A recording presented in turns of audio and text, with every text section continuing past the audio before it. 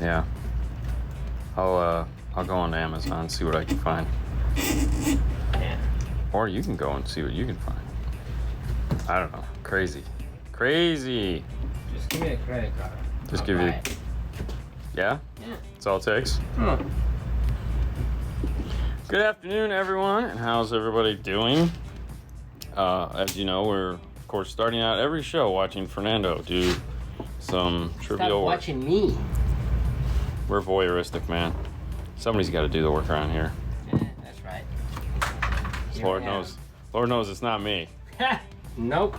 No, You're just holding the phone, man. I'm just holding the phone. Holding the phone. Jesus. Hey, I always find it funny when people send like requests to be part of it. Like, why would anybody like, yeah? Why not? To some random dude, I want to be part of you. I don't know. It'll never happen. I see it all the time. I see it all the time. I just ignore Like, it. Wow, South Carolina's under a tornado watch. That sucks. That sucks. Look at that. See, look at him. He just crawls in there.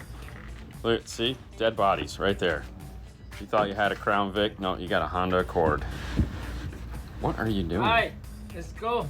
Yeah, whatever. Hurry up. All right, so while he's playing in the trunk, let's see what's going on. So what we have here is a 2021 Honda Accord hybrid, which means it has a normal, more or less normal battery in it, which is nice, and a motor or a generator. Takes gas, but yeah. So if you're ever underneath the hood of a car, there's a couple colors that you need to be made aware of, in case you didn't know. Orange is for a hybrid system.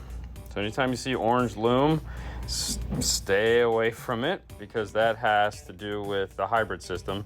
Anytime you see yellow, which you typically won't see underneath the hood of a car, you'll see that in the car, that means airbag. So anytime you see those two colors, just leave it alone. Move on. Till the next hurricane comes, Florida, yeah. It's okay, man. We don't even say that word here. It's like Voldemort. Those who should not be named. Anyways, Fernando made a nice fuse holder here. This is a pretty simple system we did here. I guess, I don't know, maybe not, because it's 10 channels, so it could be more complicated. But we have a simple 4 gauge. There we go, that's the simple. We have a 4 gauge up underneath the hood here that is chilling. Anytime we do this type of a mount, there's always 2 bolts that hold it in place. So that's in, done, loomed. Someone asked the other day if we loom the whole wire through the car, and the answer is yes. Yes, we loom the wire from back there all the way up to here. It's kind of silly not to loom it. Remember, the purpose of the loom is to protect the wire, not to make it look pretty. I mean, the prettiness is a side effect if you're into that look. But when the wire is up underneath this area here, and it's rubbing and moving, or whatever it's doing, if it is, most of the time it's zip tied in place, but it's there to protect the wire while it's here, not while it's out in the open where everyone can see it. Base knob went into this nice location right here. Beautiful little knockout. We have a set of Morel Maximus up here, and a set of Morel Maximo coaxials that are bi-amped back here. So this being the premium audio system, we have a 4-channel active front, we have a center, we have a 4-channel active rear, and a sub.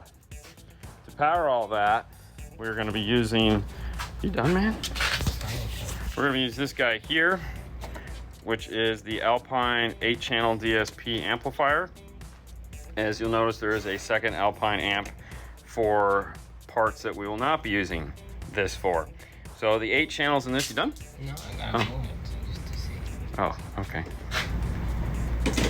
You good? Yeah, looks like you're doing an amazing job. There he goes. Bye, Fernando. Perfect. Cut the zip tie and call it a day. All right.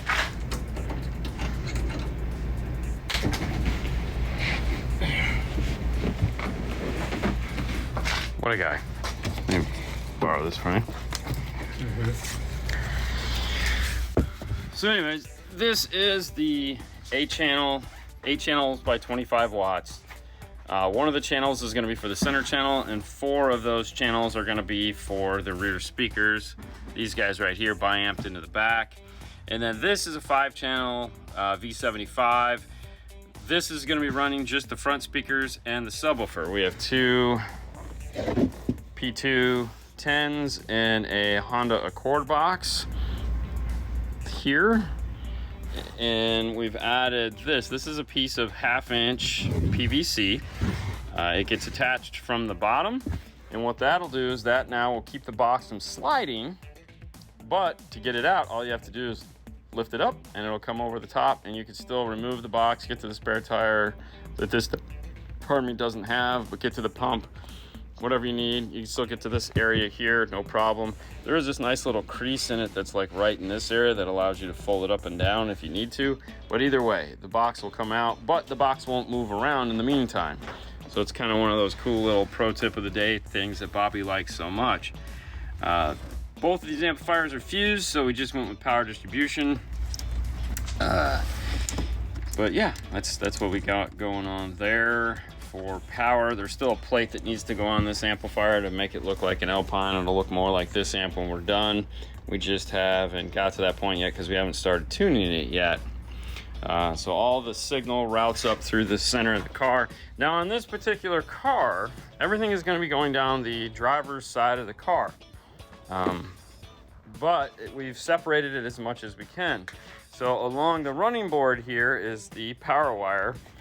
And then what happens is the signal comes through here, comes across, and goes up into the center console because the factory amplifier is located right there that we had to integrate into.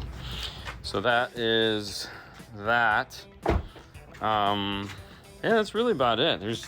Yeah, so we haven't turned it on yet. We know it turns on, but we haven't turned it on. I have to go and set up the software in that. This is the X. So this is the 8050X instead of the S. The main difference between the two, the only difference between the two, is that the X has new software. Not really, it's the same software. They just put a new GUI on top of it to make it look like the new Pro software that comes with the Mac Daddy 12-channel DSP that Alpine makes. So if you've ever used the S software, it's basically the same. It's just got a new layer of stuff on top of it. So they've kind of like added in the colors and the textures and the feeling of the more expensive software, but onto the basic software. So if you've ever used the S and you're like, oh man, don't worry about it, you can hop into the X. It takes like 2 minutes to kind of like figure out. They did move a couple things, but otherwise it's the same software. So you're good there. What's happening? Yeah, the usual. Did the drones hit your nose as well? Yes. So it basically hit me here and hit me here. If you guys are wondering what this is, we bought a... Fernando wants a drone for our trips because he wants to get that cool cinematic drone footage of our driving as well as our trip to Dallas next week. Ooh, next week.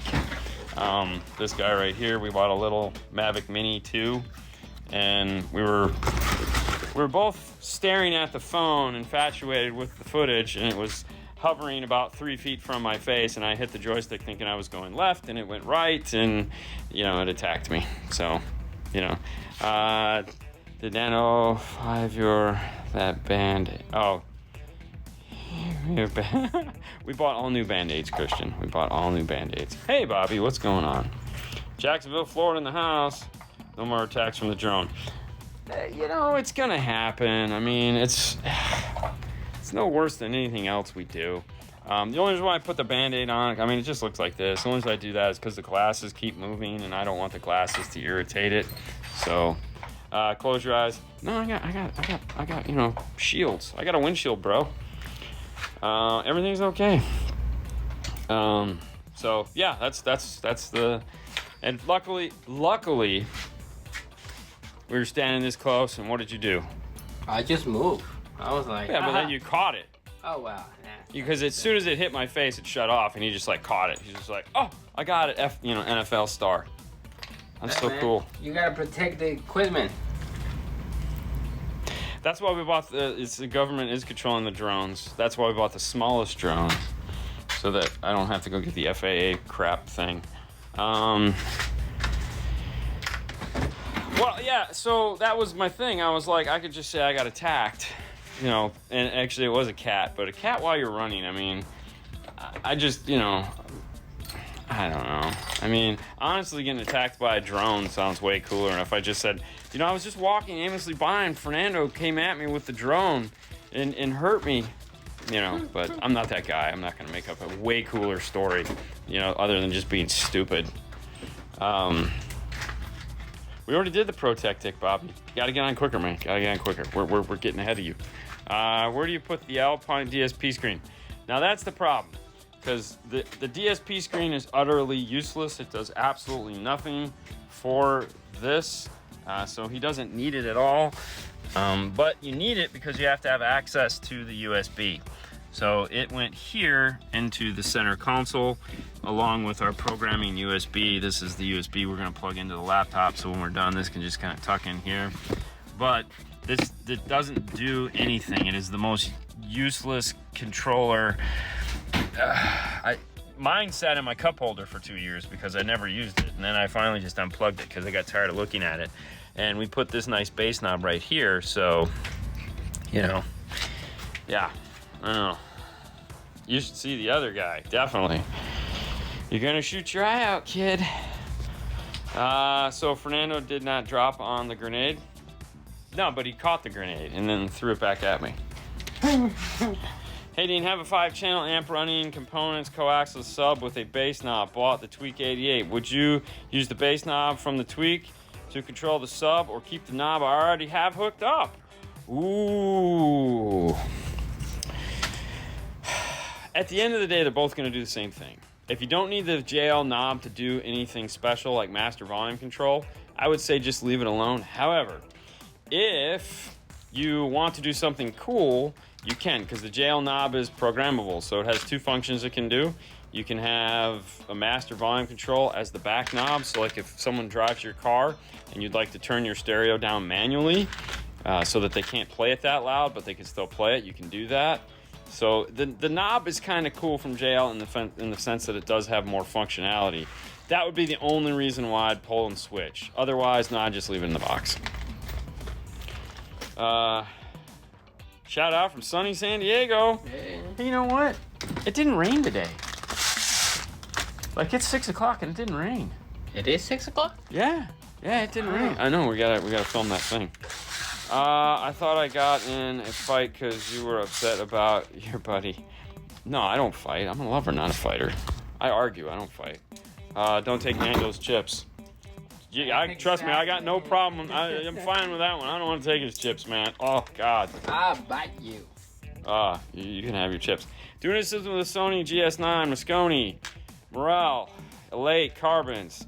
Do I need a DSP or let the head unit do everything? Fernando, this is a question for you. What happened? I didn't even realize. I know you weren't. So he's got a GS9. He's got a Moscone 530. Mm-hmm. He's got some Elate Carbons. He's got an 8-inch Morel sub. Do I need a DSP or should I let the head unit do everything?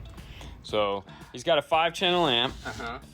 I'm guessing, you know, he wants to know if he should just use the processor built into that head unit or just get a DSP.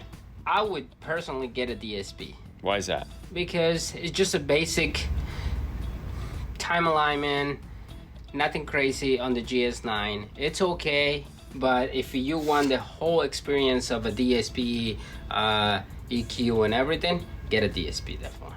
Now, if you do get a DSP, do not use the Toshlink output on that radio. Go RCAs, okay? That Toshlink, if you read the instructions, is not for use like everyone thinks it is. It is made to use the RC outputs. Use the RC outputs into the DSP, into the amplifier. Don't go Toshlink out of that. Let the DAC inside the radio do the trick. There you go. You have your words from Alpine. Looks pretty amazing. It looks okay. I mean, it's nice. Dude, I rocked that thing. I thought that was a great DSP. I had it in my car for, what, 2.5 years? 2 years. 2 years? I don't know. I loved it. I thought it was wonderful. You know, it's just one of those oddball pieces that really doesn't get a lot of love, which is a shame, but it's pretty cool. Did you get the DJI Mavic Air or the Air 2? I got the Mini 2. I got the DJI Mini 2, the little guy. Not the big one. Dude, I'm not going full crazy on this one because, you know, I don't know how much we're going to use it after this trip. So other than to just like chase dogs in the neighborhood. So we just got the little cool one that would fit in my pocket if I needed it to. But literally, I mean, he's got these shots that he wants to get for the video, so they look like, ooh, you know, because I mean, we are going to Kicker, and I have a dream. They have that awesome. Dream is very cool. They have that awesome lake, and we're gonna be there in the morning. So if I can get the drone shot, oh yeah, that would be so cool. You know. So, anyways, he's got a lot of ideas. He wants to do that. Will the Amp Pro work with my 2018 Chevy Silverado non-Bose? Please help. Oh wow, that was screaming, man. I know. So pack-audio.com is a great place to go that lists all the cars that it will work on, all right? Yes. And if it is not listed, then that means that your new system, it will not work. Some of the new systems, like the non-Bose and the newer trucks that it is not listed under, that's it. So Pack-Audio has an accurate list for that piece. If it lists your piece, if it lists the Amp Pro GM 61 or whatever it's called for Bose, then it will work for your truck. All right, that's the only thing you got to matter. If it's listed, just says Bose, then it'll work on non-Bose dip switch 3. It's when it's not listed that you have to worry about. If that's the question, then we've answered it. You're rocking on. You guys are filming this one. We are not filming this one. We have enough Hondas. We weren't doing anything new in this one, so we didn't film it. You guys keep buffering, but I think it's me. It is you, Victor. It's always you. They sound amazing. No buffering here. Let's see. 130 watts. Morel Maximos, woofers, and that'll work. Hi. I'm getting one on the next. Okay, truck. Yep. Okay. Morel 692 components with audio control. Also running Comp RT. Is that sub fine for that? Never ran Kicker Comp. Yeah, Comp RT. I mean, if you don't, I mean, it's an 8-inch. So if you're cool with 8-inch bass, you're gonna love it. You know, it's just I mean, you ran an 8-inch in your car for a long time. 6.5. Yeah. Yeah, and a 6.5. So I thought you got in a fight with a distortion. Definitely. What's up, fellas? Hope all is well. It's as good as it can be. No sound. What happened to your nose? Got in a fight with a drone, and the drone won. Lost the drone fight. What DSP would you recommend out of the Sony RSX? I mean, for the most part, you don't need anything like too crazy. You could probably just get away with like a DSR1, but any 6 to 8 DSP would do the trick. You know. Mm-hmm. If you're into the, you know, Helix makes the mini DSP, Audio Control has the DM608, like I said, the DSR1, yeah, they're all good. Or if you're a Moscone guy, check out the aerospace stuff. ARC Audio DSP, any input compared to JL Audio or Audio Control? It's a great product. We haven't done much with them other than looked at them. And played with Brian's, of course. It's just, you know, it's there again. When it comes to DSP, guys, you really need to download the software and kind of figure out which one works best for your mindset because they're all a little bit different. Until you're used to using one, sometimes you just got to kind of buy it and play with it and rock on from there. Sound back. I wonder what happened to the sound. You need to use the drone while jogging. Not a chance. No. That was good. Push. What? No, Oscar. What did he say? He said, if he has a GS9 money, then get the DSP Ultra. Oh, totally. Yeah, for sure. Mm-hmm. Okay. Yeah.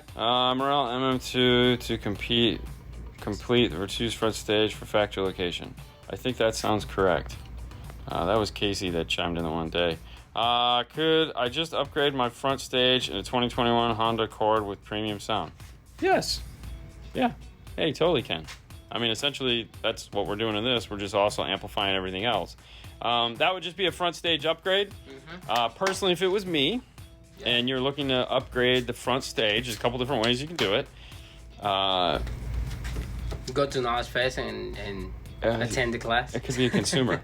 But if you got a 5-channel DSP amplifier, and all right, so follow me on the 5-channel part, because your factory sub in that thing, let's be honest, is anemic. So if you got like a 5-channel DSP amplifier, like an Audio Control 51300 or anything along those lines, any 5-channel DSP amp, you could put in, that has 5 channels of output, meaning you have front tweeter, front mid, sub, run that into your DSP amplifier, and then re-amplify the front stage in the subwoofer, and you're back in business, rocking and rolling, sounding awesome. You could easily just do the 2 front, buy a 4-channel amp and power just your front tweeters and your front mids. Keep in mind you will need a 4-channel amp to do that. So, if you want to do something that's compact and hidden, check out the Kenwood Exelon XR 401.4, I think it is, something like that. That actually has a bandpass crossover for the tweeters built into it if you need it. So there's a lot out there that allow you to do that. Which 2 outputs do you use on a punch? 5. Have you? Wait a minute. What's the question? Which 2 outputs do you use on the punch 1000 by 5 to get 500 watts at 1 ohm? Have 1 P312 loaded enclosure. There's 4 outputs on the amp for sub. They're internally summed. It's just one big jumper bar. So we actually did a great video on that like 3 years ago where we explained that whole concept. But the reason why they put 4 terminals on there, and if you take a digital multimeter, you could actually figure this out. The reason why they put 4 terminals on there is because a lot of boxes have 2 speaker cups. It's a mono amplifier, so it doesn't matter what ohm load you put on it. It doesn't matter how many connections you make to it.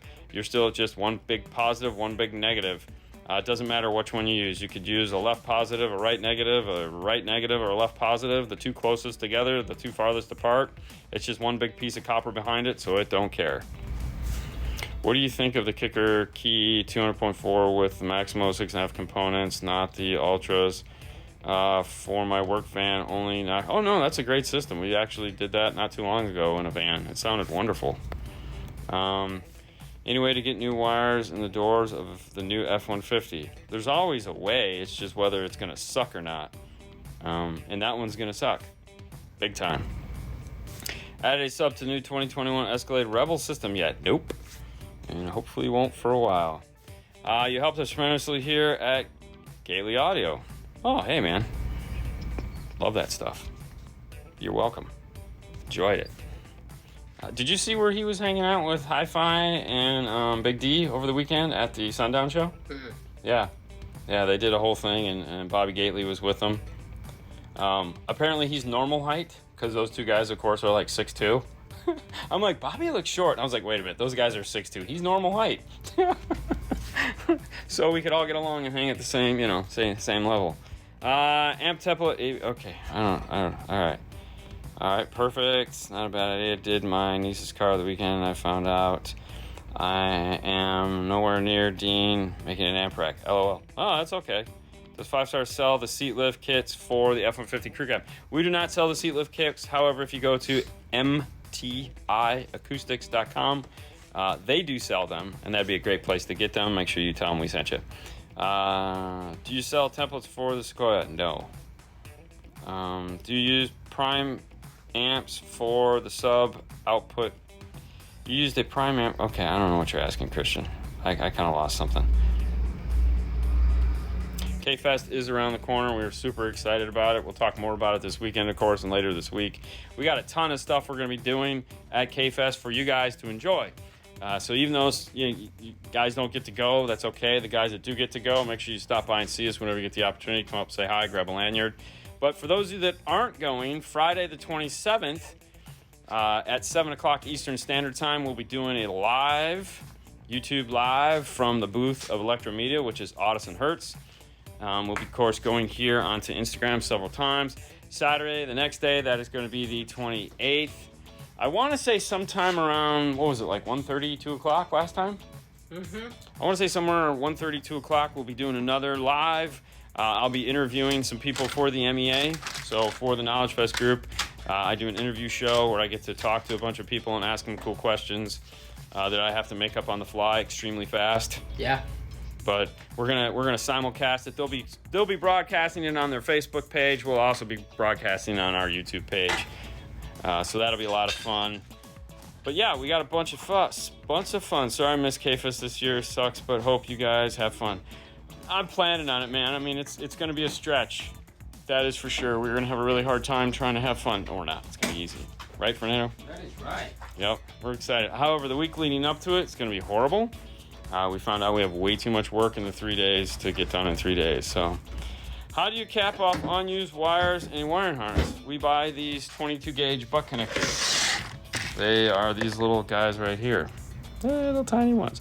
If you are you can find them. You have to type in 22 gauge butt connector. Sometimes you can find them on Amazon. Otherwise, if you go to like an Amp Global dealer, somebody that sells Stinger, they should be able to order you a whole bag of them. If they don't currently sell them, which they probably don't because most people don't know about them. Ada is not going to Dallas. He's going to be in Indy.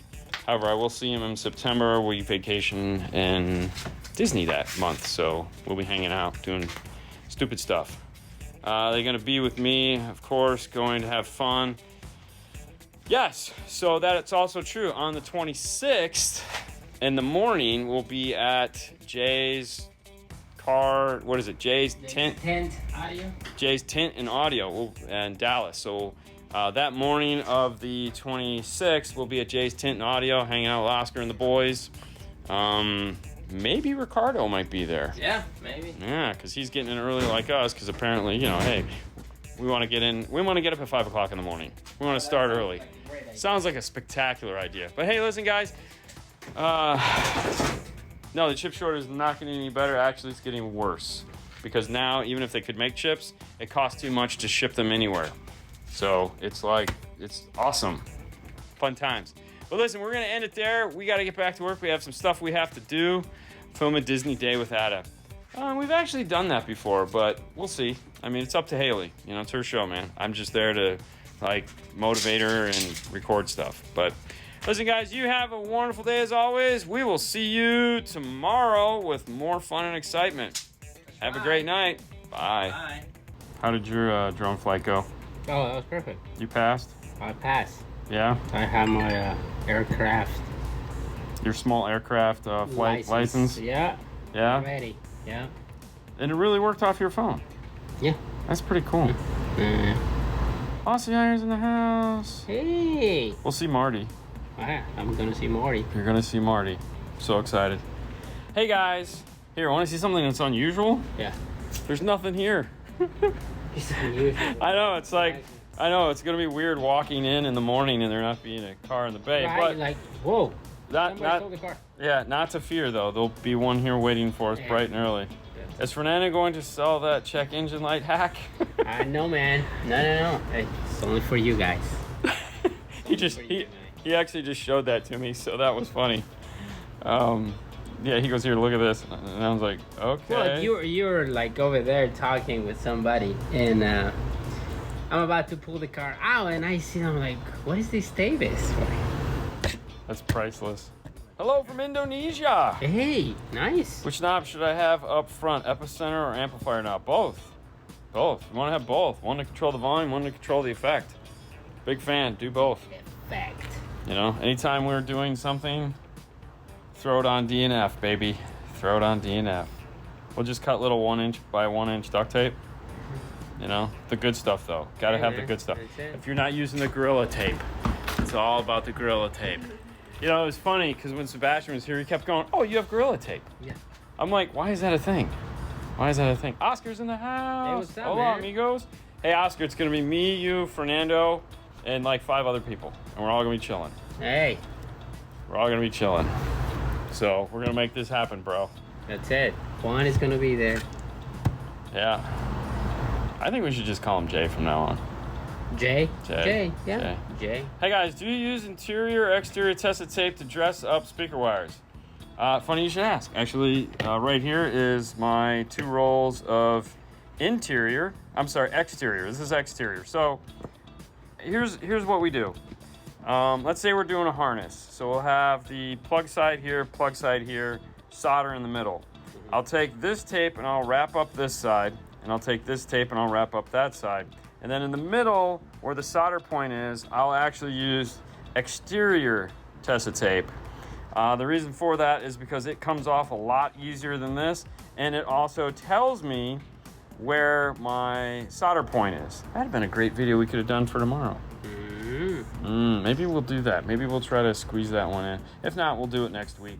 Also, now let's say we're talking about long runs to where we have, let's say, an amplifier, all the wiring that we wrap up. If it's going to be exposed anywhere where it can be seen, touched, or felt, we'll use the exterior because it holds up way better.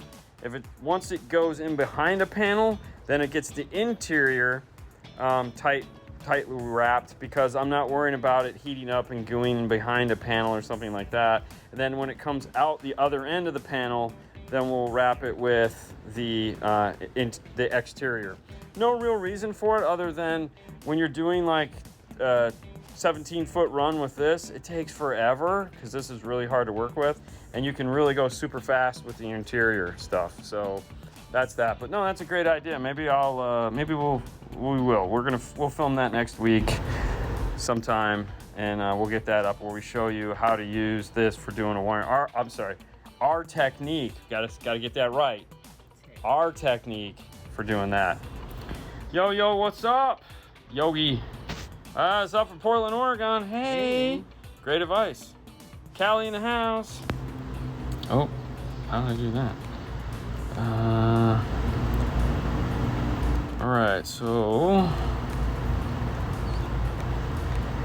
no problem. I got plenty of beer. Okay, Oscar.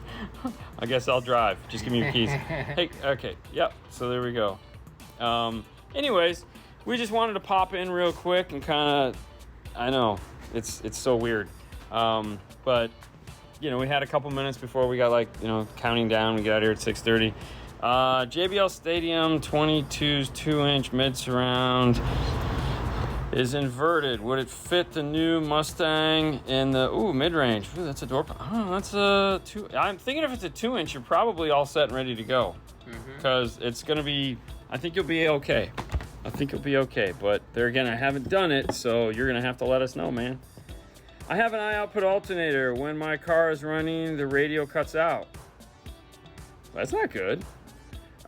Check your voltage regulator. So make sure that just because you have an output alternator, the simplest trick is take your digital multimeter and hook it up and see what's going on, and make sure that it is in fact at point of source getting the proper voltage. Take a set of some speaker wire, run it out to the battery. So make sure that it's doing what it's supposed to do. You may have a bad voltage regulator on it, or it might not be coming on soon enough, or the pulley could be wrong. There's a lot of weird things that it could be doing. It could also be acting that way because the factory voltage regulator wants it to do that. So for example, a case where that is a common thing is in a Honda. The alternator really doesn't do anything until the car is going over 45 miles an hour, and then then it kicks on. If you have a digital multimeter and you have an older Honda, hook it up and you'll see where you're driving around slow, no voltage. As soon as you go over 45, it's like kicks on. It's the craziest thing. I'll have some Texas tea for you. Sweet, peach flavored is wonderful. Let me borrow your amp dyno. No. Sorry, nothing personal. Just no. What polarity check? All right, what polarity check tone you use? You recommend me on. I can't find because my test tone is not loud enough. Oh, I mean we use the My Disc from Sheffield Labs is the track we use. You can download it from DNF Tool Drawer. It's under the meters page, I believe. You can download that version of it that we have. That's the one we use.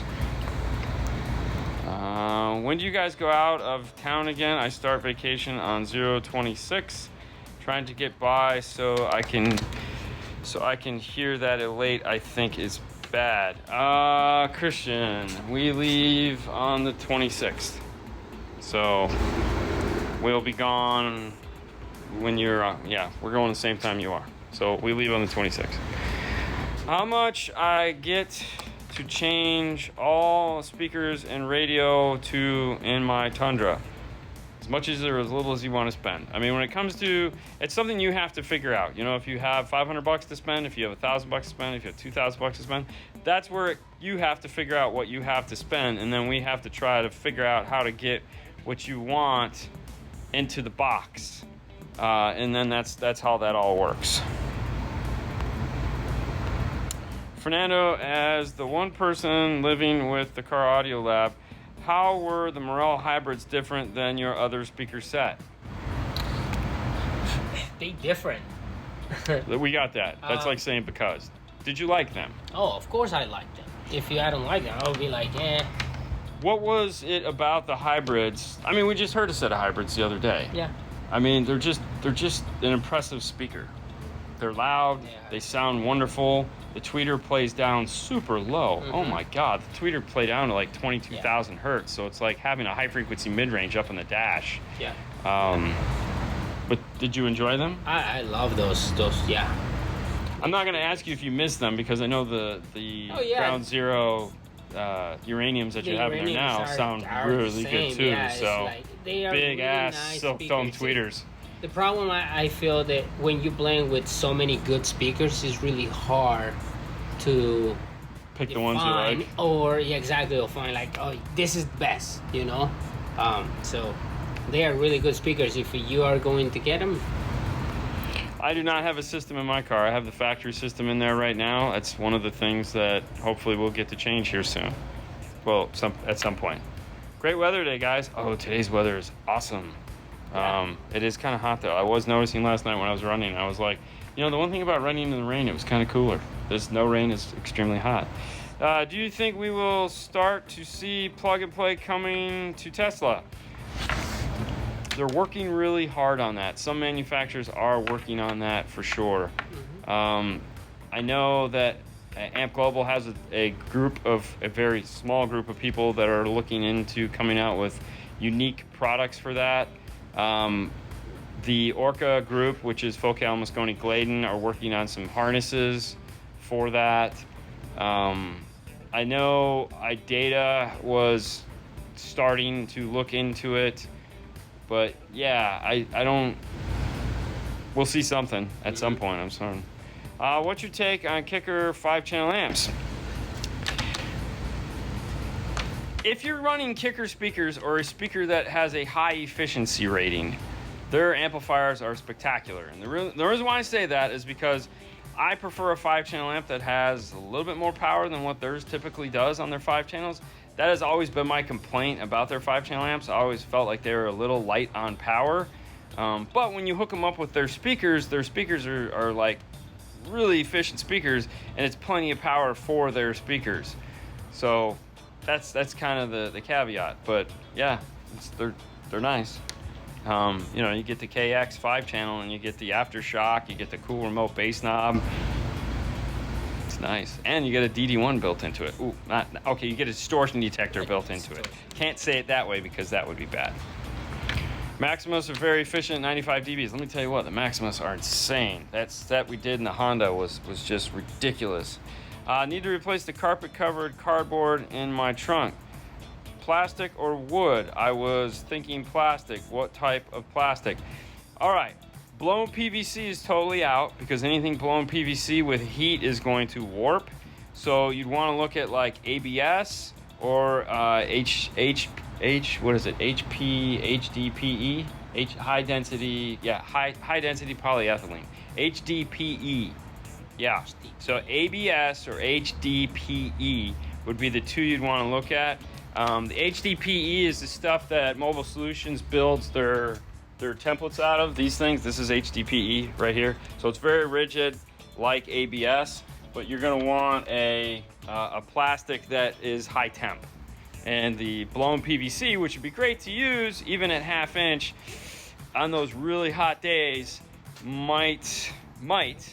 Now, if you reinforce it, it's like if you build a substructure behind it, then you could probably get away, well, you could definitely get away with 1/2 inch. So, and the half-inch would definitely be the easiest to work with. I mean, we build amp racks out of it all the time, but we bolt them into place. Yeah. And there's you know, the amplifiers themselves acts as like the substructure for them. So if you build like a back substructure, I think you'd be okay. Do you guys end up getting the new Morel amps? Funny you should ask. Stay tuned. I just actually talked to Natasha while I was taking care of some other business, and that was the conversation we had. So I think you're gonna what's today? Tuesday? Wednesday? What's today? Wednesday? Wednesday, Thursday, yeah. Maybe Monday. Today's Monday. She said she said that she'd get it out today. So, because there it's only 3 o'clock. So there's a chance if she gets it out today, if it's 2 days from there, it'll either show up Friday or Monday. So I'm always thinking stuff is going to take a lot longer than it does. So I'm thinking we'll have it Monday or Tuesday.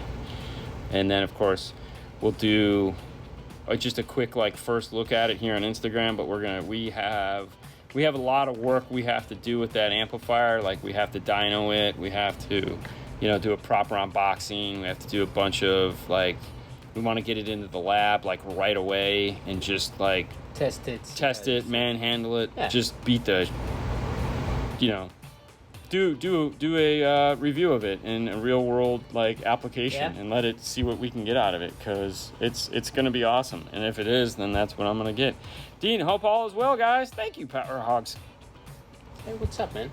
I know, I miss him. It was fun. It was great to have him stop by. Yeah. You know, and his deadly girlfriend that he had with him. That's a freaking 3rd degree black belt killer. You know, why not, right? I mean, if I'm gonna travel, I might as well travel that way. You are protected, my friend. Yeah. So you like the audio control? Oh, hold on. Go down. What happened?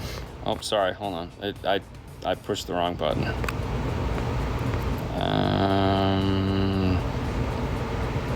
HCP is great for templates and brackets. It's hot. Yeah, for sure.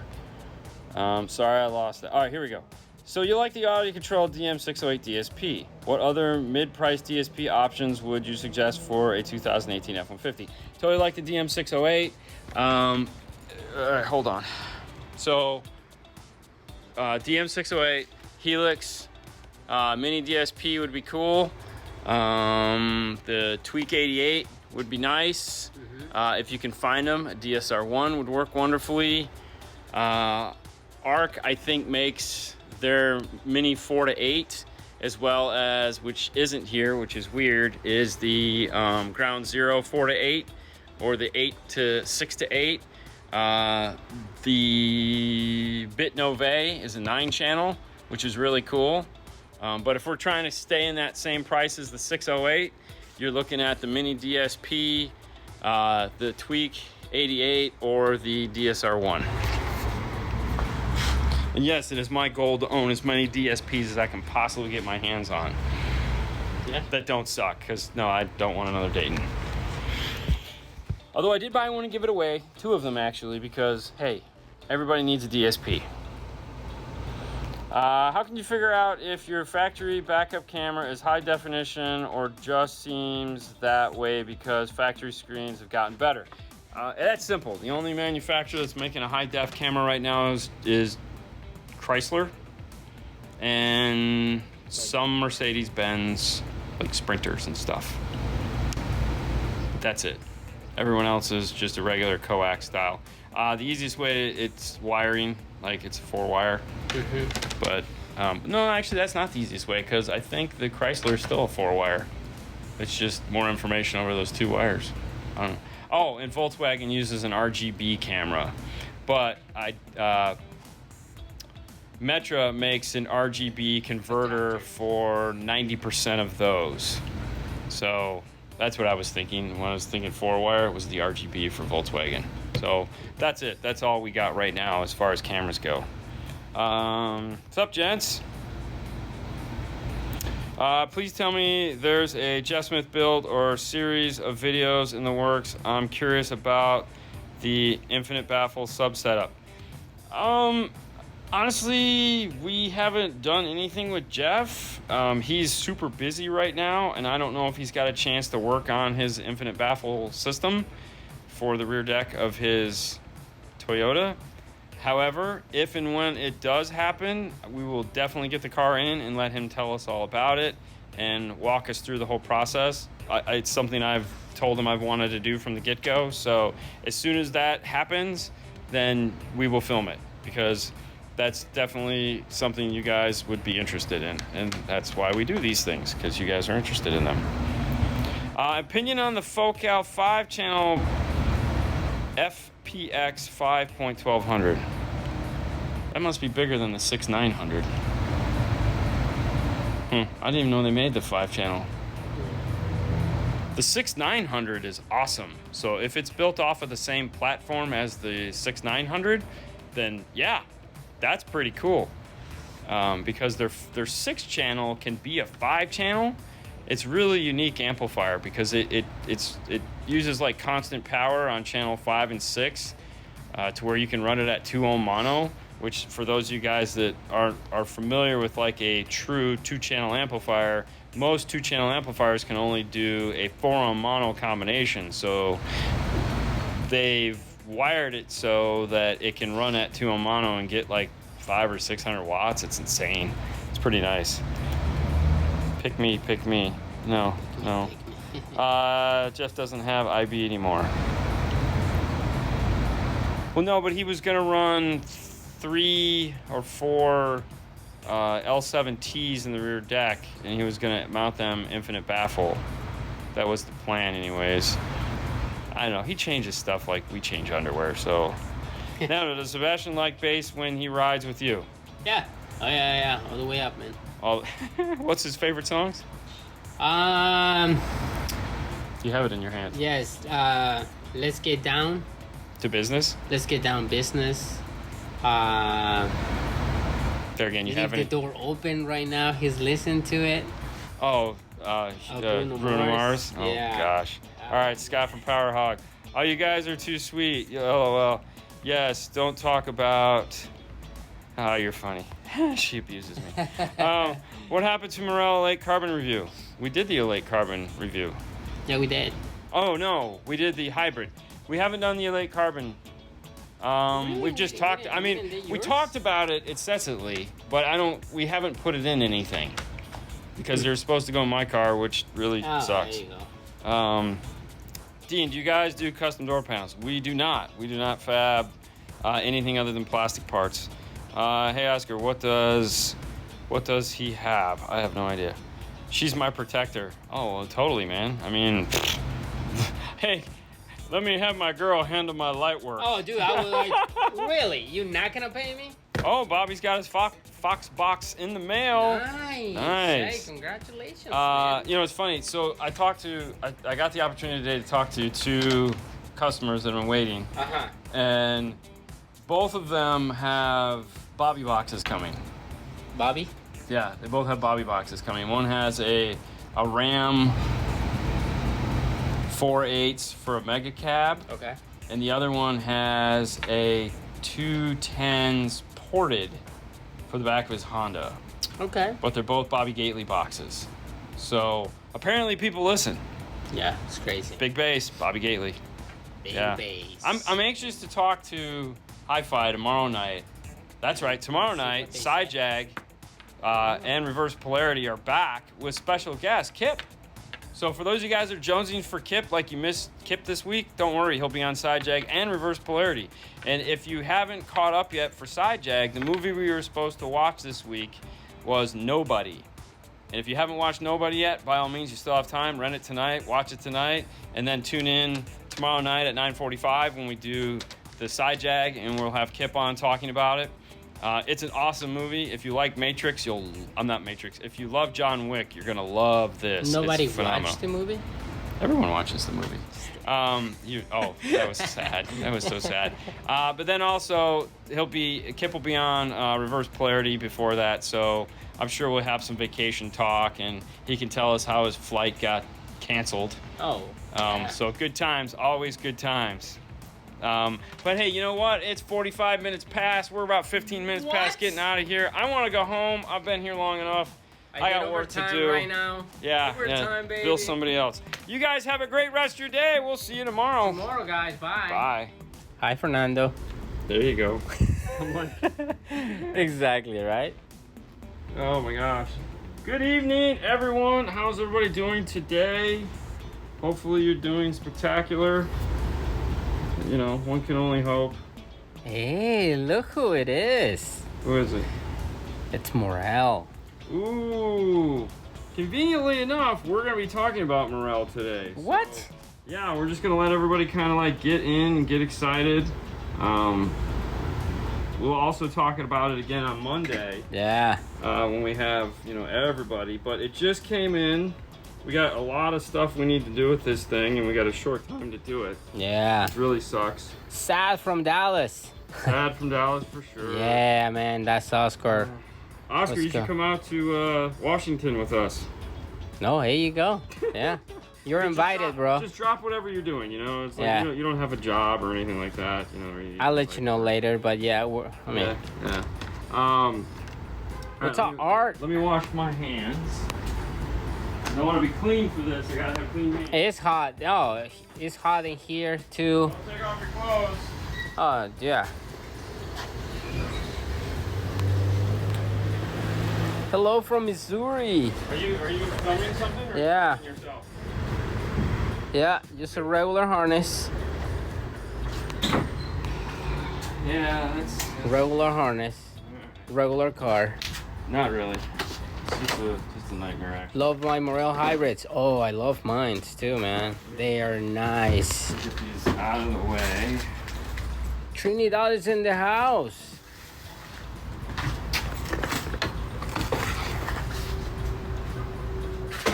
Where do you get this one from? My mom. Very nice. That's Fernando's new toy. Oh, dude, this is so cool. All right. Table is clean. Hold on, we got it. Let's Really? see. I was looking for my knife, and I had them both in the car. The shop has air conditioning, but it's only for the to be the waiting room. When you see the door closed, the air conditioning is on. So when we Yeah. have like a project car where we're going to be on a car for like 2 or 3 days, we'll close the back door, and it's beautiful. We had the Miata in here that we were working on for 2 days. So And that was really great. nice. And then we have this had- car, and we open the door, Today's been the beater day. and it's really hot. So I'm dying. anytime we just pull cars in and out, we just kind of keep the door open. All right, are you guys ready for this? What do you Is have? everybody ready? Ready for this box. So this box has been the long anticipated product from Morel. All right, so Morel sent us this. It came. We've been talking about this for like the last couple weeks. They got a handful of these in to test and make sure that they were exactly what they wanted. So these are the gold masters of their new 45th anniversary amplifier. This is one of, I think, open the box. All right, so let's check it out. Come on in here closer. Get in. I'm All going. right, so first thing we notice. Oh this my God! Look, Beautiful box. beautiful box. Hang on. All right, What let is me this in here? Let me just get this out of the way. That's all that's in here. So this is the box. All right. So this is the MPS 2.150 Limited. high fidelity class AB amplifier, selectable crossover rail design, 2x150 at 2 or 4 ohms. So this is using like DC straight technology. It's got the cool gold Morel 45th anniversary colors rocking. It is very small in Dude. size. The box is. So let's grab the tape measure. So we got Exactly. 8 3/4 by 15 1/2 by 3 3/8. All right. That's a good one. What's that? It has like a Jordan style box. It is. Yeah. It opens like a pair of shoes, which Yeah. I did not suspect or I did not think. But so do the other Morels. Well, So the other they all ones are open- really nice. Those right they there, open yeah, the same I way. love those. So, all right, let's pull the top. It's got that nice vacuum seal to it. Yeah, let's put it this way. So There you go. Thank you. I mean, let's look at the box for a second. Okay, so we have, like, it's a rolled edge. It's a finished edge. Like, this is a box. You know, this is something you'd give your kids as like a trinket box. Like, it's not a cheap. This is when you buy like I don't know, expensive purse or something like that. You buy and you have to think about, am I gonna throw that away? And then you realize it's a box, bro. It's a box. All right. So the top here is like this awesome mouse pad. We've been waiting for a mouse pad, dude. We could literally use this as a mouse pad. Oh, dude. Yeah. Good idea. Yeah, right. And it's perfect because it's like yeah. So and it says unleash the music. I love that. I love just so. That. I mean, right now we haven't even turned this thing on, and it's already like so awesome. I'm sold. So okay, we have a color owner's manual. Dude, so cool. Color owner's manual. Let's come around this side and let's take a look in the owner's manual real quick before we get any deep. All right, so dear customer, thank you for selecting Morel's 45th anniversary MPS limited amplifiers to power your system. These two special amplifiers, there's going to be a monoblock, are designed with the same passion and innovation philosophy that drives all of Morel's product development, with an emphasis on high fidelity. The unique design and superior componentry provide the MPS Limited the ability to power speakers with precision detail and the engaging musical experience few amplifiers can produce. Their high power output design makes them a dynamic and powerful experience for anyone seeking audiophile level performance. Before installation, it is very important to reference the following manual to ensure safety and optimal operation of the amplifier. Basically, the next paragraph is going to be telling you, read this. All right, so it tells you what comes in the box. The MPS, the 1100 is going to be the monoblock. The idea behind this is a big 2-channel amplifier, so you're going to have multiple 2-channel amplifiers. Yeah. So this is for multi-amp system. And tell you where mount the brackets. Yeah, we'll get to the brackets. We'll get to that. We'll get to the whole thing. You have a stacked amplifier design that they offer. So there's an end plate that it comes with, or you can. All right, we'll get to all that. Mounting brackets, planning and installation, features. Oh yeah, so okay. So there's your fuses. All right. Limited power signal correction. So they give you a basic how to hook up. Basic system design. I love it when manufacturers do basic system designs. Yeah, they give you ideas. Yeah, you know, yeah, so that's really cool. That was one thing about Orion back in the day, is like they had like 10,000 amplifiers. So this is an owner's manual for both amplifiers. So this is now we're in the 1100 section. I'm just going to talk about basic design for that. The volume knob for 1100, according to this, is optional. So that'd be MPS R1 level controller if you need one. All right. Fault codes, so this has some form of circuitry in it to where it'll monitor what is happening in the amplifier. So we have under voltage, over voltage, overheat, overheat heatsink, overheat power supply, over current, and internal power failure. That is pretty cool. And then as we come into it, of course, there's the warranty and then the specifications. So real quick, and high power mode, 100. All right, so basically, yeah, it's 1x300, 150 by 2, or 100 by 2, or 100. And so high power mode, 150 by 2, high current mode, 150 by 2. So at 4 ohms, you get 150 by 2 in high power mode. If you run at 2 ohms, you're gonna run it in high current mode, and you're gonna get 150 by 2. All right, so you're only going to get 150 by 2 out of this amplifier at 2 or 4 ohms. It doesn't matter. That is going to be one of the coolest features about this amplifier. Then they can, of course, give you total harmonic distortion, all that other fun stuff, which I'm sure is going to be on their website. But anyways, we got a full color manual here. When you open the whole thing. That's the whole amplifier right there. Look at that. Full color. Nice. And go to morelhifi.com. Yeah. All right. In case you guys didn't know, a lot of people don't realize this. Morel is Israeli. Yeah. Everyone always talks about, I have Italian, German, French. Well, these are Israeli. From Israel. Oh, really? I didn't know what that meant. I know, hey man, some people. Ooh, oh, wait a minute. Ooh. Whoa. Did you just drop the credit card? Dude. You get the Morel credit card. Oh, wow. Guaranteed not to have any money on it, but you know, you'll feel good about yourself. On the back is your warranties. Unleash the music, product serial number, warranty card. So all that. Dude, just to have that. Dude, That it's plastic. is nice. Plastic too. It's not chintzy cardboard. Oh, who wouldn't like to rock a credit card like that? A little Visa, MasterCard. Oh.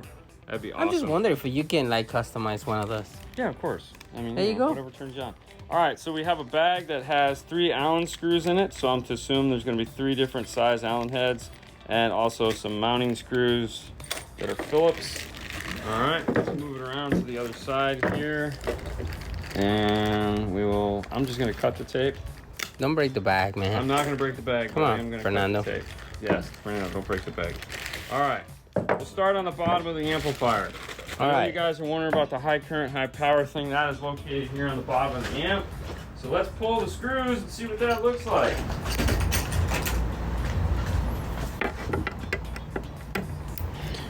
Now we're going to be doing a full unboxing, full review, full amp dyno, all that fun stuff on this amplifier. So this is going in the lab. We'll probably use it to power something. And so basically what you have inside the amplifier, you have 2 fuses. Mm-hmm. You High can move power? those for high power. Or high current. Correct. Yep. And it says right there. See, I could even see that from where I'm standing. Oh, I can see that. I know. Right there. Yep. So you just move And the they can fuses see accordingly. Yeah. Nice. Ooh, sneak peek. There's the power supply. We'll take the whole thing apart once we get to that video. All right, let's look at the end here. Let's see. It's rounded on this side. Don't move too fast, man. I'm sorry. It's round. Like, how sexy is that? Yeah, it is. Isn't that sexy? Ooh, sexy beast. You know it. All right, so on the end of the amplifier here, so basics. This is straight basics. Although we can take the top off. Let's get to let me open up this Allen screw here, and I'll remove this because I know. Dude, that logo is like. Oh yeah.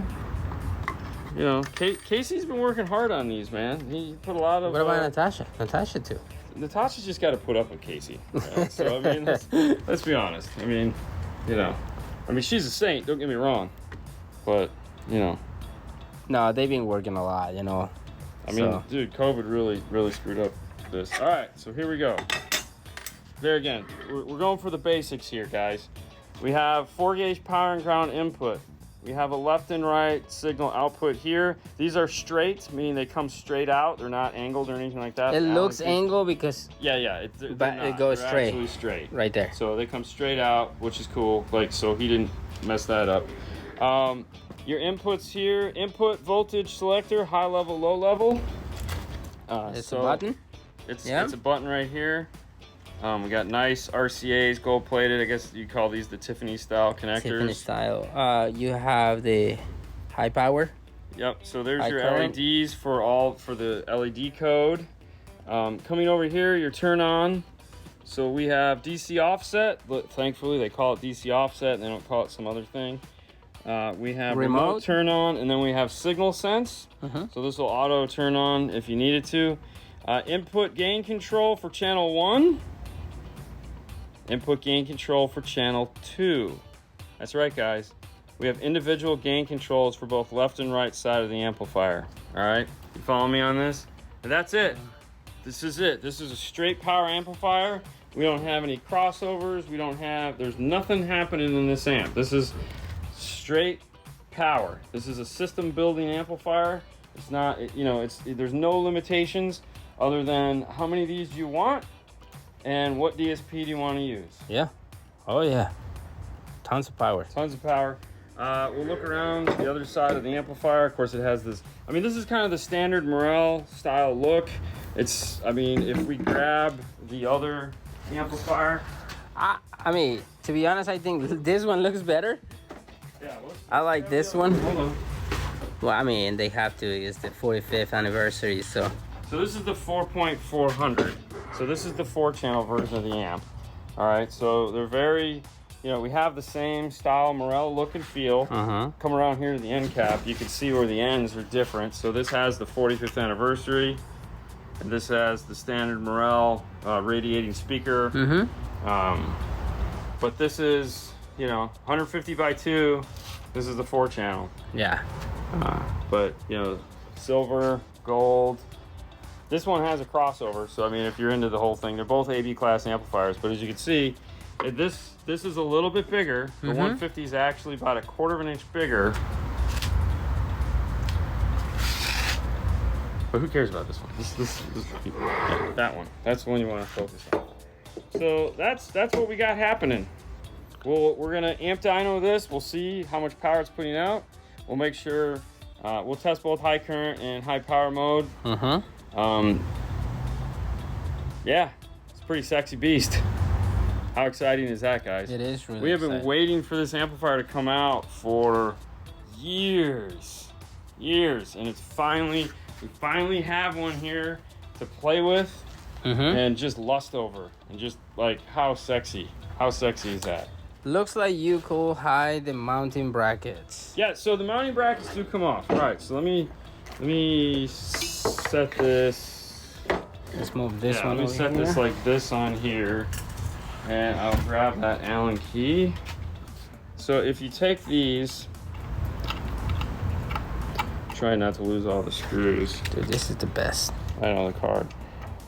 All right, so you can pull. The reason why these come off is like in the owner's manual, it showed you we can stack these. So you can also, so this comes off here, and then this one comes off here. They make a stack mount so that you can, once you pull this, like if you had another one of these, you could stack it on top of each other when you get the stack mount kit. Or if you were gonna mount it, like, I mean, you know, people do weird things, but yes, if you wanted to mount it upside down, like if this was going on a back deck or wherever, yes, you could flip these any way you wanted. Look at that! Ooh, look at that 45th anniversary. Isn't that sexy? But that piece that you can get optionally is just a bigger version of these that you could just stack on. And of course, you know, I could probably laser one of these out and get it as high as I wanted. I mean, you can go creative with this. It's just But there again, it allows you to do anything you want. You could also flip it, because if you notice, there's a taper on this side and a taper on that side. So if you wanted to hide the whole screw down, you can. So you could like mount this down to the amp rack, and then set the amp on top of it and put the screws in the side of it, so you have that really clean look to it. It looks like it's no screws screws at all. Yeah. So that's pretty awesome, as usual. Awesomeness. It is really nice. Awesome sauce. All right. I'm trying not to lose any. What's the difference between high current versus high power? So it just has to do with the ohm load. So high power. So if we look back here at the owner's manual, which they did a really good job of breaking that down. So this has the ability. It's 150 watts by 2.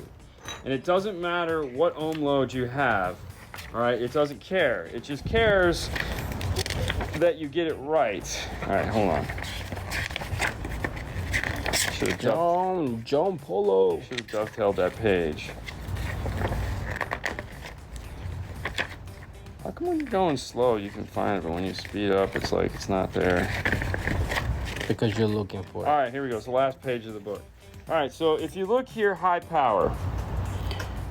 High power is 150 watts by 2, and over here, stereo 4 ohm load. If you're gonna be running it at 2 ohm, let's say you get a set of, you know, whatever, and you're gonna be running it at 2 ohm, then you wanna put it in high current mode, and you're gonna get that same 150 watts by 2. So if you're in high current mode and you run it at 4 ohm, you're only gonna get 100 watts. So it just depends of the speaker, the ohm load of the speaker that you're gonna have. Correct. And then what you have to do is when you flip the amp over here,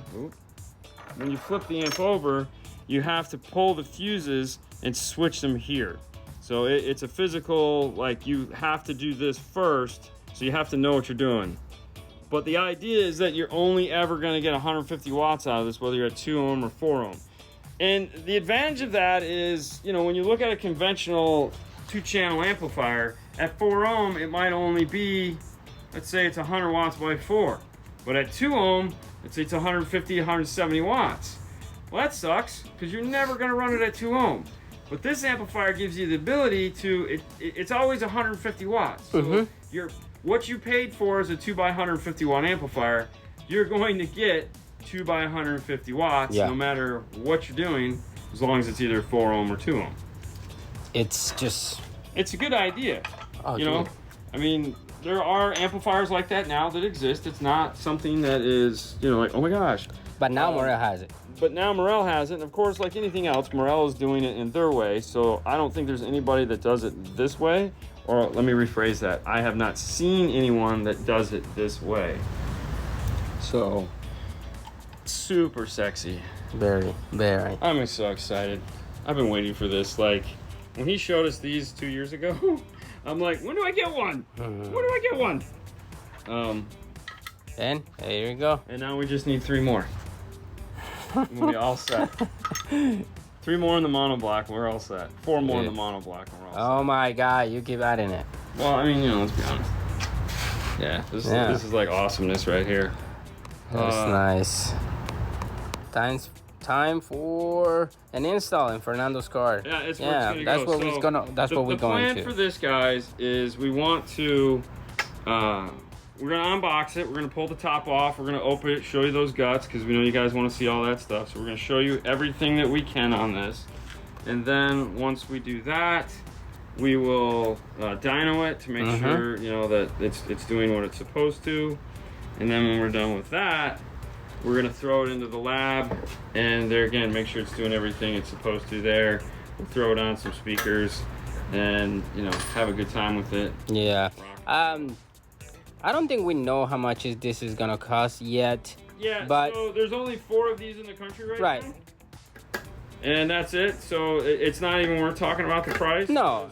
I mean, okay, yeah, it's worth talking about the price only if you're like, man, I really want a set of these. But let's be honest. Let's be honest. Do you know how much Morel speakers cost? Yeah. We know what the amplifiers are going for now. The amplifiers right now are a steel. These are not going to be a steel. Okay. These are going to be, you know, these are going to be what they're supposed to be. And that's it. So we're pretty excited. So I guess just be patient on the website just to see. I mean, any Morel dealer. Yeah, definitely contact one of your Morel dealers. Right. But that's it, man. Look at that. Ooh, gold. Very nice. Oh man. Well, hey, you know what?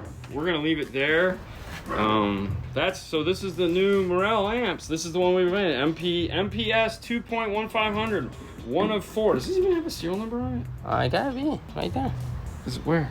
No, No. it's a number. I mean, there gotta be a serial number. Yeah, but it's like, I don't know what that is. Yeah. Either way, man. It's Yeah. something. I need a bypass module, but nobody will sell me one unless they install it. Listen, man, you gotta understand right now with the way the world is going, it's totally understandable. Kind of sucks. But hey, we're gonna end it here. The new Morel amplifier, we finally got one in. We're gonna have some fun with this. Thank you guys so much for tuning in today. Stay tuned for this. Stay tuned for sure. All right, guys, we'll see you tomorrow. Bye. Bye. Good afternoon, everybody. How's everybody doing today? Hopefully everyone's doing well. What's happening? How's everybody? All right, getting set up for the show. Fernando took off early today. That's why we didn't open on him like we normally do. Total bummer, but he's gonna have a good time. Pretty excited. Morning, guys. Afternoon. Hey, Dean. Hey, me. What's up, Hi-Fi? Hope everyone is having a spectacular week. It's almost over. Tonight, in just over an hour and a half from now, we'll have Mr. Seth Hofstetter here in the taking over for Fernando. So that means we can do we're going to be doing JVC Kenwood, answering all those questions, having a good time, going crazy. How's the Zapco DSP software?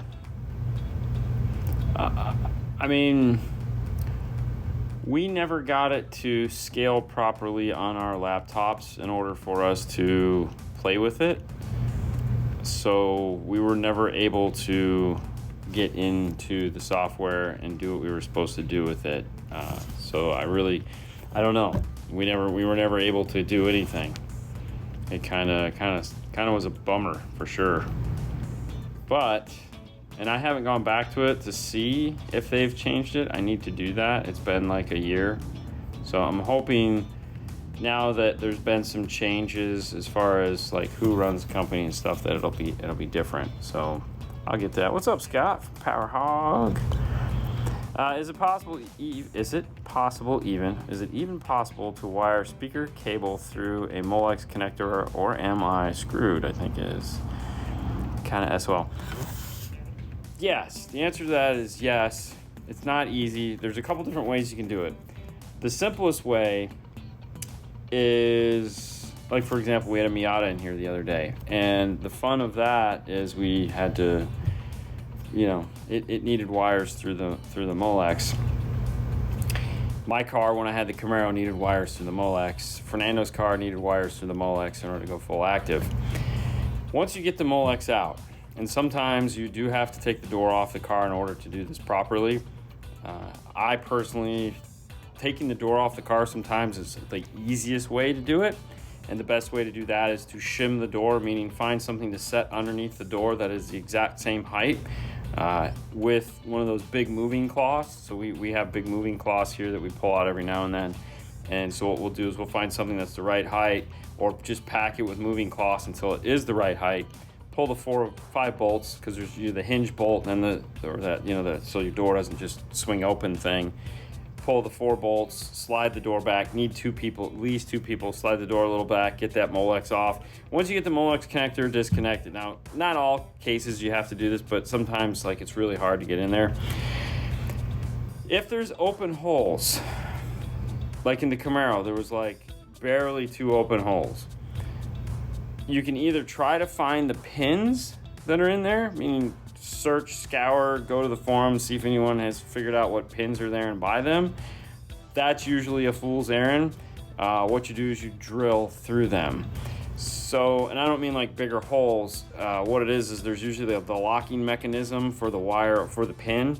You have to get that out of the way. So take a small drill bit, just kind of go through there, and then an 18 gauge wire should fit through it, no problem, because that's usually the size of wire that's in the door is 18 gauge. If you have 2 holes, great. Just run it through, and kind of as you're going to, you just kind of got to pull it through, make sure it doesn't bind up inside, and then once you get it clicked back together, you kind of got to floss the teeth, which is where you make sure that the wire's still loose, and then leave enough wires that if you ever have to do it again, or cut it or whatever. But yeah, that's how you do it. It's so much fun for sure. How do you connect 3 tweeters to 2 channels, left, center, right? Most 2-channel amplifiers have a feature that's called mixed mono, and they still do that. If you have 3 8-ohm tweeters or 6-ohm tweeters, that's probably the best way to do it. You'd wire 1 left, wire 1 right, and then wire the 3rd one for the mono setting. Keep in mind that the 3rd one is going to be a tad louder, but that would be the only way you can do that. So you do left, right, mono, so left positive, right negative, or right positive, left negative, whatever it is, and then that would be it. And what that's going to do is that's just going to give you a mono output to the center tweeter. It's kind of weird. The only other way you could do it would be to, yeah, you don't want to do that. Never mind. That's really the only way to do it. Hey man, what's up? Do you know or recommend any installers in Columbia, South Carolina area who do work like you guys? Off the top of my head, I don't. Oscar, what's going on? Hola. Dean, have you lost any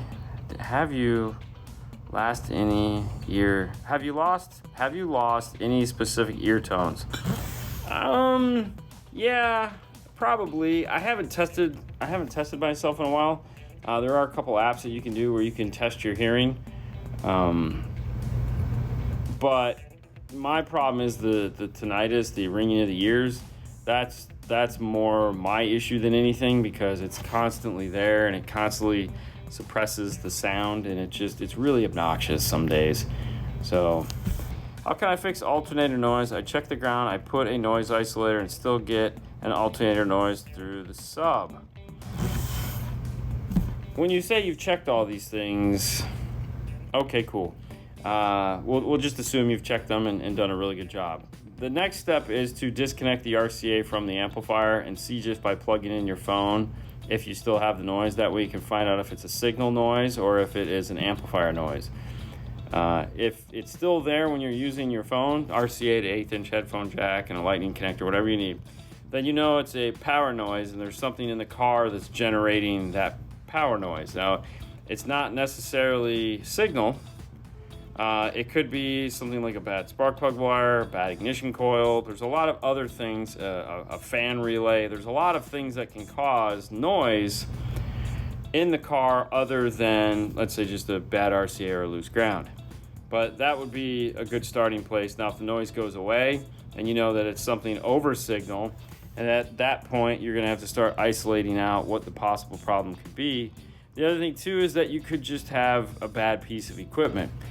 Sometimes swapping it out for another amplifier to see if the problem persists is a good idea. 2019 Ford Flex trying to add an amp and not finding a T-harness anywhere. What would one for 2018 F-150 work? There again, it's a Flex. I haven't really seen a Flex. There is a new harness, but I don't know if it is in that particular car. The easiest thing to do would be to pull the radio out and see what the harness looks like. The FO2 harness from iData is what we use for 2018 through 2019 F-150. So my guess is the DFO2 is probably going to be the harness you're looking for. Knew it. And yeah, Mazda here too. Looking at a Tahoe as next car, so I shouldn't have to worry about Molex. Oh no, you're good there. In one of them, LOL, a 90s issue. Yeah, you'll have no problem. You can, just grease it up, jam it through the hole. That's what she said. What's up? Prefer amps with 6. I have no idea what you mean by that one. Mr. William Berg, what's up? I was going to run 6 speakers per door, and I don't know if 18 gauge wire would cut it power handling wise. All right, so here's what you have to figure out.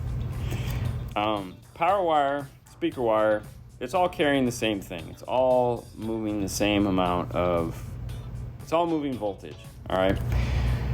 And amperage too. But what you have to do is you have to figure out how much you're gonna be pushing through the wire, and you'd be surprised how much power you can pass through a very small wire. The fact that you have 6 speakers attached to it really isn't going to change that. If you have 10 volts going through a wire, whether it's going to 6 things or 4 things, it really doesn't matter. It's still just 10 volts going through a wire. No, 18 gauge probably won't do the job, but I would look at primary wire. So for example, they make a 12 gauge primary wire, they make a 16 gauge primary wire, and definitely a 16 gauge. I mean, if you could fit a 12 gauge. A lot of the times there are bigger wires that go through doors. So, you know, if you look at like your power windows, those sometimes have bigger wires. So the idea folds true that, you know, just once you find the holes that you can run through, whatever size wire you need. But, you know, if you can only fit an 18, well, then you get an 18. It's going to suck, but hey, it's not the end of the world. But it's still going to handle a decent amount of power. Center console subwoofer boxes. Does anyone's factory make them, or do you gotta custom fab them? I haven't seen any pretty ones. I know, right? You'd think by now somebody would. Yeah, I don't even think MTI does anything like that. However, I would reach out to MTI, because if anyone could make one like prefab like that, it would probably be them. So check out MTI for sure. Do you know if the 2021 Civic without premium sound has ANC? Some of them do, some of them don't. That's all I can say on that. It is the same module. If it is, like they all use that same basic module. We have, I can't remember if we did one that had it or didn't. But like, I know reading through some of the other comments when looking for other things, there are some versions of the car that actually had it. So I wouldn't be surprised if it did. There's an easy enough way to test for it though. So if you can get to a speaker, if it's if it's not a premium model, no, it's not going to have it. I don't see any world where it would. But if you want to test for it, simple enough. Grab your digital multimeter, set it to AC, shut every orifice of the car, go back to like one of the rear speaker wires that are hanging down, put your test leads into it, bring your meter out to the front, make sure the seat is closed, start up the car, turn the volume all the way down, and rev up the engine. If you don't see any numbers fluctuate, or if it's fluctuating, I mean, it should be when you're on AC voltage, there should be no numbers fluctuating at all. Turn the volume up, turn it down, you'll see the numbers go up and down just to make sure that it's working. But then with the volume all the way down, if you rev up the engine and nothing happens, then you have no ANC, because there would be noise. Your voltage would be going up or changing or fluctuating when you're revving up the engine. So simple enough test that anyone can do. All right, let's get down here. Sorry. We'll go with the amp that has 635 volt, 330 microfarad capacitors, or with the amp that has 50 volt, 1500 microfarad capacitors. I honestly don't have an answer to that question. I've never paid attention to any of that. I'd ask Joe that question. That would be a great question to ask Joe, because he's an amp designer and he would know the answer to that question. About alternator noise, it will go away if I open a door or window, then I close them and it comes back. Also, it's a diesel engine. That doesn't make any sense. That sounds like fake engine noise. Is it a Dodge? If it's a Dodge, then it has ANC, automatic noise canceling, and there's a T-harness for that. I need to know what kind of car that is, Andy. I won't be around for the live show and wanted to get your opinions on the Kenwood high resolution components. Ooh, so we just filmed the video doing a full high res system in a Mazda Miata. So this gentleman wanted a high res system and start to finish. And right now, Kenwood has all the components to build a high-res system. So we did the high-res radio, the high-res 4-channel amplifier, and we did the high-res 7-inch components up front. And that was it. And it was incredible. We took out the factory Bose system, which I honestly was kind of worried, because the Bose had 7 speakers in it with a center channel. And I'm like, man, I don't know if we're going to be able to top this. And God, man, these things were just pounding away in the door. Sounded phenomenal. It was incredible. So hopefully you guys get to see that video in a couple weeks. But yeah, don't hesitate. They're freaking awesome. Yes, a Dodge 2500. All right. So you have ANC. That's what your problem is. It's nothing. It's not noise. Stop freaking out. You're all good. It's an easy enough problem. You need to buy a ANC CH01. And what's going to be is it's either going to be up in, there's two places. This is the cable here. There's two places where it could possibly be in your car. More than likely, it's going to be above your foot brake. If you go into your foot compartment and here's your foot brake right here in the middle. If you go towards the kick panel and look up, you should see a silver box that has 2 or 3 cables inside of it. It looks like an amplifier, okay? Just to give you an idea, it looks like an amplifier. It's silver, and it'll have a white harness and a black harness. And what you're gonna do is, when you buy this keeps it powered up and then loops the speakers through, and it'll solve that problem for you. So that's all you got going on, man. It's no big deal. The other place it could possibly be, which is probably not in a 250, is underneath the front seat. So it's gonna be one of those two spots. Pick that piece up and you'll be back in business. I didn't know they put it in that truck because we only thought it was originally just underneath the driver's seat, but on the bigger trucks like that, they put it where the factory amplifier used to go. Really sucks. Part number again. Hold on. Is the ANC CH01 active noise canceling module. So that's it. That's all you need. Probably find it on Amazon for 20 bucks. I know, right? It's been pulling your hair out for probably a week. Sometimes it's easy stuff. What's the purpose of ANC from automakers? So here's the problem. When you look at like modern cars, with the amount of emissions they're putting on these modern cars, they're kind of detuning the car, meaning like the big throaty exhaust and stuff like that, it isn't there because they're taking these engines, especially on a diesel. Why would you need a diesel? It doesn't make any sense. So they're taking these engines and they're deballing them, as it were, and they're not putting out that sound. Well, when you're in the car and you have the windows up and you're driving down the road, they add in some of that noise so that it feels more impressive. That's one aspect of it. The second aspect of it is sometimes what they'll do is to do the opposite, meaning kill the noise. So they'll listen to the outside of the car and they'll be like, oh, hey, it's making a lot of noise. And they'll play just like noise canceling headphones. So like Honda is a noise canceling headphone, meaning it listens for noise in the cabin, flips it 180 degrees, and pipes it back into the speakers, killing the road noise. In a Ford and a Dodge, they add accelerator noise, especially in like the F-150s when you get the 3-liter motor. Because it's demasculined now and it's an EcoBoost V6 that has no balls whatsoever as far as sound goes, not performance. Performance-wise, it's fine, but sound, it's just like, it sucks. So they want to feed that sound back into the car so you can be, macho, got a V8. The V8s typically don't have them. But there again, I don't know why Dodge does it on that vehicle because let's be honest, it's noisy enough. It's a freaking diesel. It doesn't make any sense other than they're lazy and they're doing it on the gas car, so they just put the same system in the car. It's kind of dumb. like BMW does it, Audi does it, and they do it there again for the same reason. It's just like they want to add some balls to it.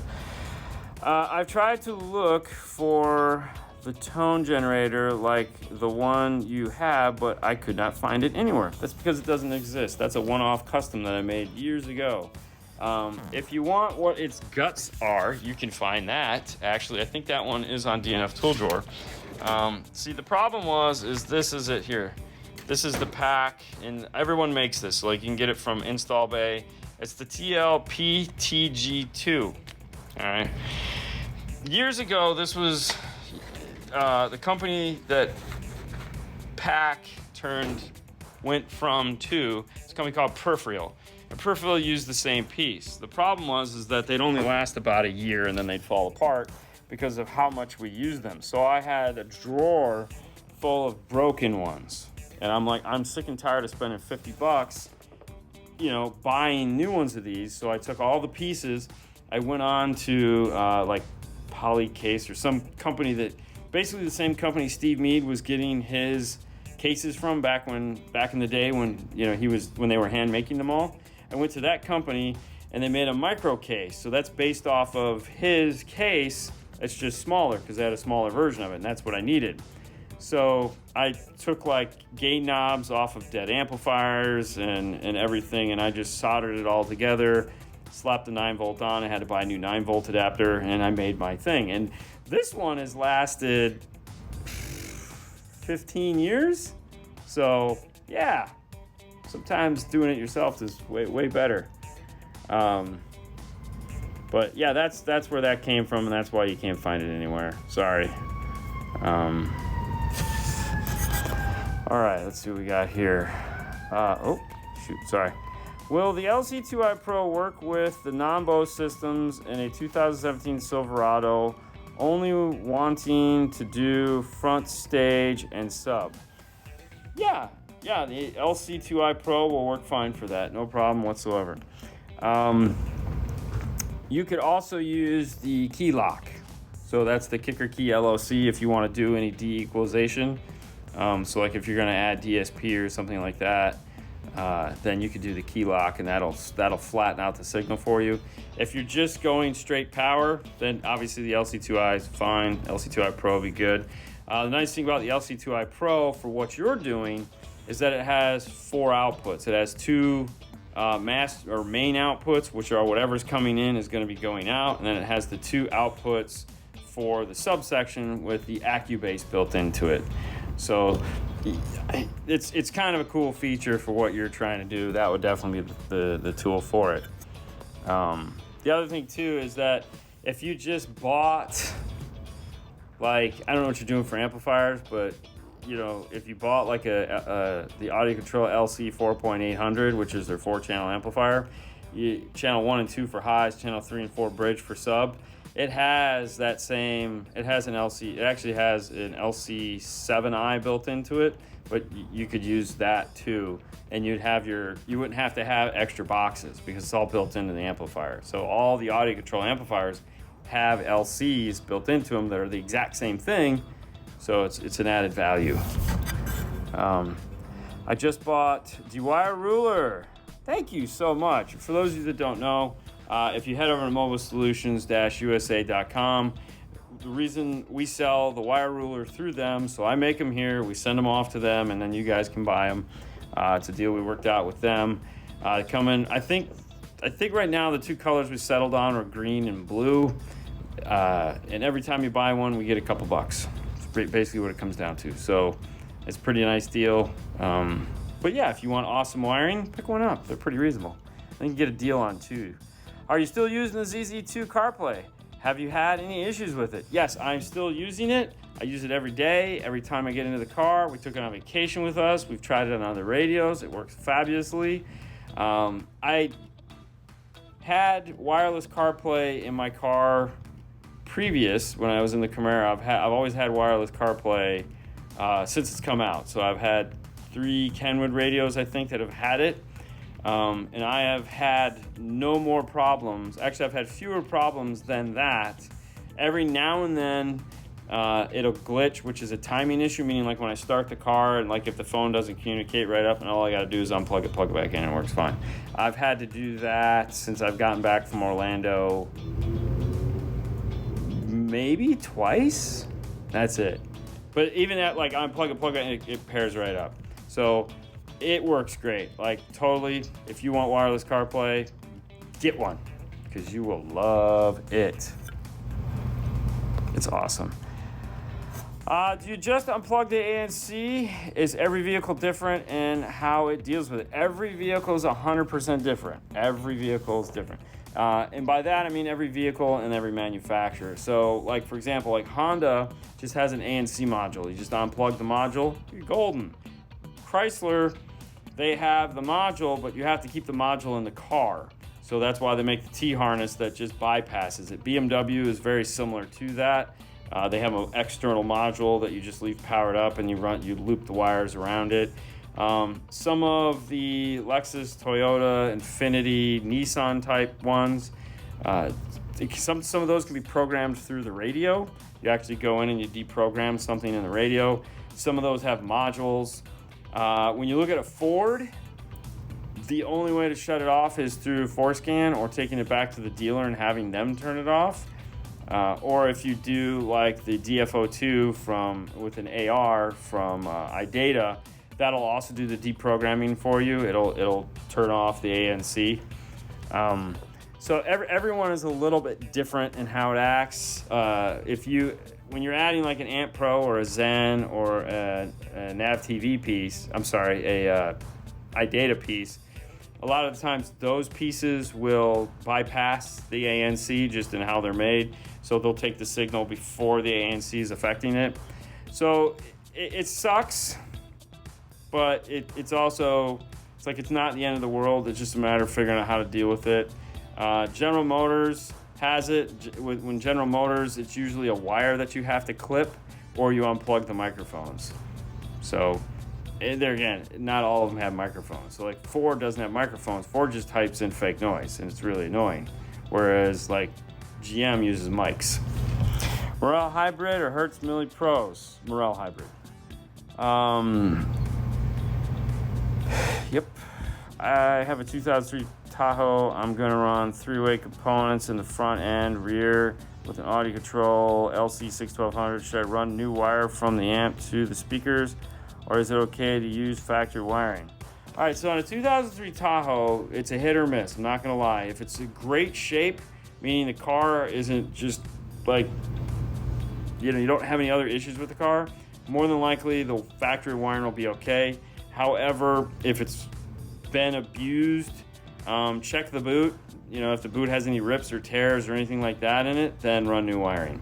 The problem that you could run into with those is that the wiring in the boot, 2003 wasn't a good year for them. Okay, so in that time frame. So if there's a loose boot or there's any corrosion in the wiring, then you could run into breaks in the wiring. So at that point, I would strongly recommend running new wiring if you're going to be running a substantial amount of power to it like you are. I'll have pics of the end work of the 12-volt clean wire call. Definitely do great work, then you might win. 911's climbing, coming in. Okay.